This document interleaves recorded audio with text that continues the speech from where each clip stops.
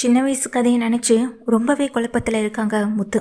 தன்னுடைய லைஃப் மாதிரி கிறிஷோட லைஃப் ஆயிடக்கூடாது, அவனுக்கு அவன் வாழ்க்கையில் இந்த மாதிரி கஷ்டத்தை நான் வரவழைக்க கூடாதுன்ற ஒரு முடிவோடு இருக்காங்க. என்னதாங்க நடந்துச்சுன்னு மீனா திரும்ப திரும்ப முத்துக்கிட்ட கேட்டாலும் முத்து அதை பற்றி இப்போதைக்கு பேச வேணாம் மீனா, முதல்ல நாளைக்கு அவர் வரேன்னு சொல்லியிருக்காருல, கிறிஷு கேள்வி கேட்குறேன்னு சொல்லியிருக்காரு, அது என்னன்றதை பற்றி நம்ம பார்த்துப்போம் அப்படின்ற மாதிரி முடிவெடுக்கிறாங்க. இதை வந்துட்டு இங்கே ரோஹிணிக்கிட்டேயும் வீட்டில் இருக்கவங்கக்கிட்டேயுமே தெரியப்படுத்துகிறாங்க. இதனால் ரோஹிணி கொஞ்சம் கஷ்டத்தில் தான் இருக்காங்க. கிருஷிக்கு எந்த பிரச்சனையும் வந்துடக்கூடாது அப்படின்றதுல ஒரு பக்கம் ரொம்ப கவலையாகவும் இருக்காங்க. முத்துவை பார்த்தியா, அவன் எப்படி என்கிட்ட கோவப்பட்டான் பார்த்தியான்னு சொல்லிட்டு மனோஜ் எங்கள் ரோஹிணிகிட்ட சொல்ல, நீ ஏன் மனோஜ் தேவையில்லாமல் பேசின அப்படின்ற மாதிரி சொல்ல, என்ன நீ முத்துவுக்கு சப்போர்ட் பண்ணி பேசுகிறேன்னு சொல்லி கேட்குறப்போ, முத்துவுக்கு சப்போர்ட் பண்ணலை, உனக்காக தான் பேசுகிறேன், நீ இந்த மாதிரி பேசுகிறதுனால முத்து உன்னை அடிக்க தானே செய்கிறான், அது உனக்கு ஏன் புரிய மாட்டுதுன்னு சொல்ல, அப்படி என்னதான் நடந்துச்சு என்கிட்டயாவது சொல்லுன்னு கேட்கும்போது, மனோஜ் வந்துட்டு தான் மேலே தானே தப்பு இருக்குது, அதை சொன்னால் ரோஹிணிக்கு என் மேலே தான் கோவம் வரும், அவன் என்னை எவ்வளோ சீப்பாக நினச்சி அந்த விஷயத்தை பற்றி சொல்லாமல் மறைக்கிறாங்க மனோஜும். அடுத்த நாள் ஆகுது. மகேஸ்வரி வீட்டில் வந்துட்டு இங்கே மகேஸ்வரி வந்துடுறாங்க. முத்து, மீனா, கிரிஷ், மகேஸ்வரின்னு எல்லாமே இருக்கும்போது இங்கே கிரிஷ் வந்துட்டு இந்த மாதிரியான கொஸ்டினுக்கு என்ன ஆன்சர் பண்ணுவான், உண்மையிலேயே அவர் கேட்குற கேள்விக்கு நல்லா ஆன்சர் பண்ணிட்டானா அந்த பிரச்சனையிலேருந்து அவனால் வெளியே வந்துட முடியுமா, ஏகப்பட்ட குழப்பத்தோட ரோஹிணி இருக்காங்க. இப்போது மகேஸ்வரி வந்துட்டு ஃபோன் பண்ணிவிட்டு ரோஹிணி அட்டன் பண்ணதோட எல்லாருமே கேட்டுட்ருக்க மாதிரி செய்கிறாங்க மகேஸ்வரி. முத்து, மீனா இருக்கும்போது வாங்க சார் அப்படின்னு சொல்ல கிரிஷ் உட்காந்துருக்காங்க. கிரிஷை பார்த்ததும், டே கிரிஷ், இவங்க கேட்குற கேள்விக்கு மட்டும் சரியாக ஆன்சர் பண்ணால் போதும் சரியா அப்படின்னு சொல்லி கேட்க, சரி அங்கிள் அப்படின்னு சொல்லிட்டுருக்காங்க. அப்போ வந்திருக்கவரும் உன் பேர் என்ன அப்படின்னு கேட்குறாங்க. என்னோடய பேரை கிரிஷ் அப்படின்னு சொல்கிறாங்க. அஜய் ஓ ஃப்ரெண்டு தானே, அவனை அடிக்கலாமான்னு சொல்லி கேட்க, அவன் எனக்கு அம்மா இல்லை அப்பா இல்லைன்னு சொன்னான், அதனால தான் நான் அவனை அடித்தேன்னு சொல்லும்போது, நீ வேணும்னே தான் பண்ணியிருக்க, ஏதோ கோவத்தில் பண்ண மாதிரி எனக்கு தெரியலை, அதனால தான் உன்னை விசாரிச்சுட்டு போகலான்னு வந்தேன் அப்படின்னு சொல்ல, சார் நீங்கள் என்ன கேள்வி கேட்கணுமோ அதை கேளுங்க சார் எங்கள் முத்துவும் சொல்லும்போது, நான் அதை தான் கேட்டுக்கிட்டு இருக்கேன் அப்படின்னு சொன்னதும் முத்து அமைதியாக நிற்கிறாங்க. மீனாவை பார்க்குறாங்க. முத்து, மீனா ரெண்டு பேரும் ஒருத்தர் மாற்றி ஒருத்தர் ரொம்ப கவலையோடைய பார்த்துக்கொள்ள, அப்போ அங்கே உட்காந்துருக்க அந்த அஜயோட அப்பா வந்துட்டு எங்கள் கிருஷ்கிட்ட கேள்வி கேட்குறாங்க.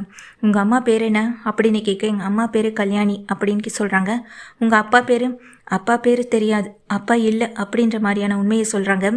என்னங்க அப்பா இல்லைன்னு சொல்கிறான்னு சொல்லும்போது, அதான் நாங்கள் சொன்னோம்ல சார், அவனுக்கு அப்பா இல்லை அம்மா மட்டும்தான், அம்மாவும் இப்போ அவங்க கூட இல்லை, அந்த ஒரு மனநிலைமையில தான் அவன் இப்படி பண்ணிட்டான்னு சொல்லும்போது, சரி உங்கள் அப்பாவை பற்றி உங்கள் அம்மா உங்ககிட்ட எதையுமே சொன்னதில்லைன்னு சொல்லி கேட்க, எதுவுமே பேசாமல் அமைதியாக தலைகீழே தொங்க போட்டுட்டு உட்காந்துருக்கான் கிருஷும்.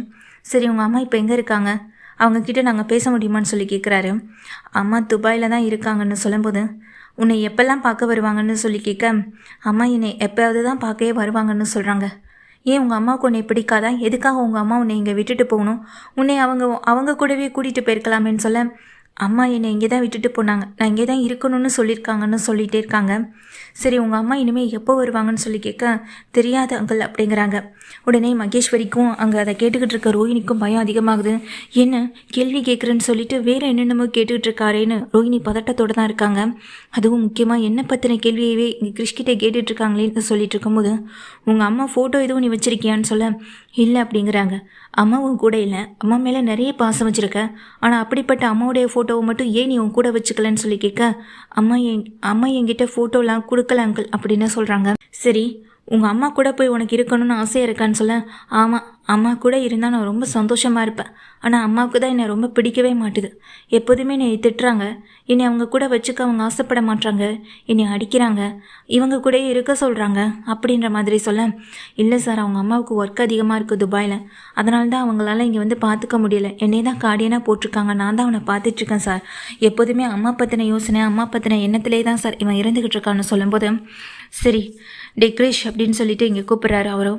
இவரும் இங்கே கிரிஷும் அண்ணாந்து பார்க்க, உங்கள் அம்மா கிட்டே நான் பேசணும், ஃபோன் பண்ணி கொடுக்க முடியுமான்னு சொல்லி கேட்க, இங்கே உடனே அந்த நின்றுக்கிட்டு இருக்க மகேஸ்வரியை பார்க்குறாங்க.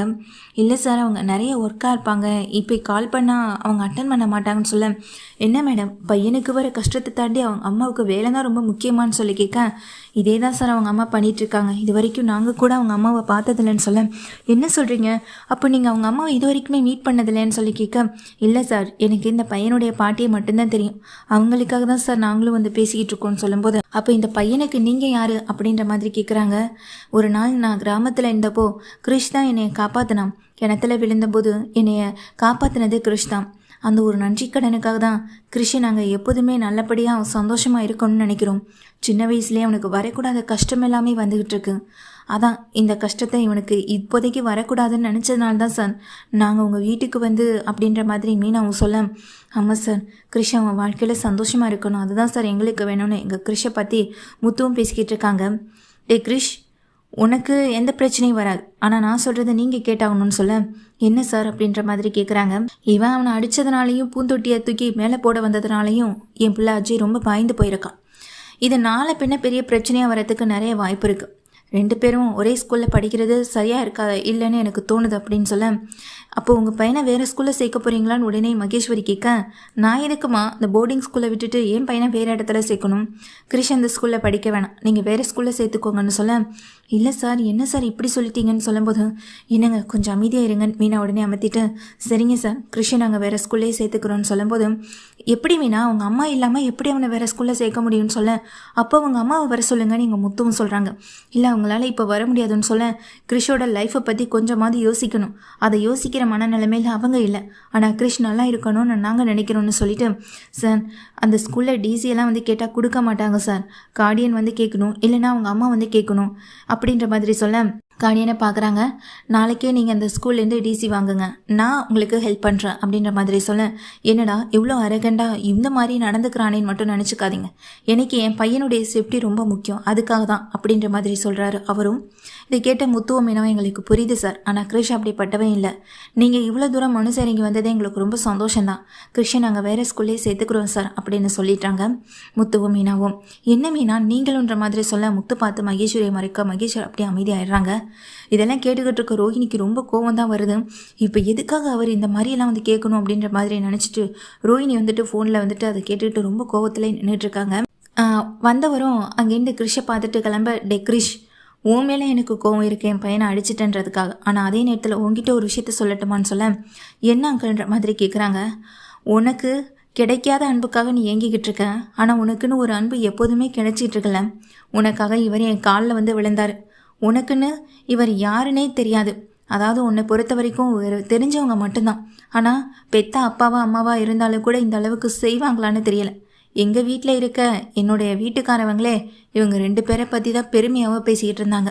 அதை பார்க்கையில் உண்மையை சொல்லப்போனால் இந்த மாதிரி ஒருத்தவங்க உனக்கு அம்மா அப்பாவை கிடச்சா நல்லா இருக்குன்னு தான் எனக்கு தோணுது. ஒருவேளை இவங்க கூட இருக்கணும்னு ஆசைப்பட்டனா இவங்களை இனிமேல் அங்கிள் ஆண்டின்னு கூப்பிடாது, அம்மா அப்பானே கூப்பிடு அப்படின்ற மாதிரி சொல்லிட்டு அவரும் கிளம்ப, அப்படியே கிறிஷ் பார்த்துட்டே இருக்காங்க. அவருமே அங்கேருந்து கிளம்பி போயிடுறாரு. என்னங்க இப்படி தேவையில்லாமல் கிறிஷோட டிசியை வாங்கலான்னு சொல்லிட்டீங்கன்னு சொல்ல, வேறு என்ன பண்ண சொல்கிறீங்க? சரி கிறிஷுக்கு டிசி வாங்க வேண்டாம், அவன் அதே ஸ்கூலில் படிக்கட்டும்னு நான் சொல்லியிருந்தா அவர் என்ன சொல்லியிருப்பாரு? அப்போ நான் பண்ணுறதை பண்ணிக்கிறேன், நீங்கள் பண்ணுறதை பண்ணிக்கோங்கன்னு சொல்லிட்டு இப்போ கிறிஷை வந்துட்டு ஸ்கூலில் கொண்டு விடுறதுக்கு பதிலாக சீர்திருத்த பள்ளியில் கொண்டு விடுறதை பற்றி தான் அவர் யோசிச்சு இருந்திருப்பார். கொஞ்சமாவது யோசிக்கணுங்க, அவங்களுக்கு தான் அக்கறை இல்லை, உங்களுக்குமா அக்கறை இல்லை அப்படின்ற மாதிரி மீனாவும் சொல்லிடுறாங்க. கிறிஷுக்கு டிசி வாங்குற பொறுப்பு அவரே ஏற்றுக்கிட்டார், நாங்கள் அதை பார்த்துக்குறோம், நீங்கள் எதை பற்றியும் கவலைப்பட வேண்டாம் அப்படின்ற மாதிரி இங்கே வந்துட்டு முத்து மீனாவும் சொல்ல, இல்லை அவங்க அம்மா வந்து கேட்டால் நான் என்ன பதில் சொல்கிறதுன்னு உடனே மகேஸ்வரி சொல்கிறாங்க, எங்களை வந்து பார்க்க சொல்லுங்கள், கிறிஷ் எங்கள் கூட தானே இருக்கான், எப்படி இருந்தாலும் தான் பையனை பார்க்க அவங்க வந்து தானே ஆகணும், அப்படி பார்க்க வந்தாங்கன்னா எங்கள் 2 பேரையும் வந்து பார்க்க சொல்லுங்கள், கிறிஷை அப்போ அவங்க கையில் நாங்கள் ஒப்படைக்கிறோம் அப்படின்னு முத்துவ மீனாவும் சொல்லிட்டு கிறிஷை கூட்டிகிட்டு கிளம்புறாங்க. இதெல்லாம் கேட்டுக்கிட்டு இருக்க மகேஸ்வரிக்கும் ரோஹிணிக்கும் பயங்கர ஒரு பயம் அதிகமாகுது. அதே நேரத்தில் கிறிஷி வந்துட்டு அங்கேருந்து வீட்டுக்கும் போகிறாங்க. இப்போ அம்மா வீட்டில் கொண்டு விடணுமான்னு எங்கள் மீனா கேட்க, இல்லை மீனா கிறிஷ் மேலே எந்த தப்பும் இல்லை, அதுவும் இல்லாமல் கிறிஷி நம்ம வேறு ஸ்கூலில் சேர்க்குறோன்னு சொல்லி டிசியும் வாங்கியாச்சுல, இப்போது அப்பா ஸ்கூல்லையே நம்ம சேர்த்தல வேண்டியதான்னு சொல்லும்போது, எனக்கு அந்த ஸ்கூலே பிடிச்சிருக்காங்க, நான் முதல்ல படித்த ஸ்கூலில் தாத்தா போகிற ஸ்கூலுக்கே போகிறேன்னு எங்கள் கிறிஷும் சொல்ல, அங்கே தாண்டா கிறிஷ் உன்னை சேர்க்க போகிறோன்னு சொல்லும்போது சரி அப்படின்னு சொல்லிடுறாங்க. கிறிஷி வந்துட்டு தனக்காக இங்கே ரொம்ப பாசம் காட்டுற முத்துவை மீனாவை பற்றி அப்போ தான் கிறிஷ் யோசிக்கவும் செய்கிறாங்க. ரோஹிணி தன்னை அடித்தது திட்டுறது இதை பற்றி மட்டுமே தான் அவங்க நினைக்கவும் செய்கிறாங்க. இது மட்டும் இல்லாமல் கிறிஷி இப்போ அவங்க பொறுப்பில் வந்துட்டா என்னால் கிறிஷியை எப்போதுமே வந்து பார்க்க முடியாதுன்னு இங்கே வந்துட்டு ரோஹிணி நினச்சிட்ருக்காங்க. ரோஹிணிக்கு தரமான ஒரு ஜட்மெண்ட் வந்துட்டு இங்கே முத்து மீனா அந்த போலீஸ் மூலமாகவே வச்சுது. இந்த மாதிரியான ஒரு சீக்வன்ஸோட இந்த சீரியல் போனால் நல்லாயிருக்கும்னு நினைக்கிறவங்க இந்த வீடியோக்கு ஒரு லைக் பண்ணி ஆதரவை தருவீங்க.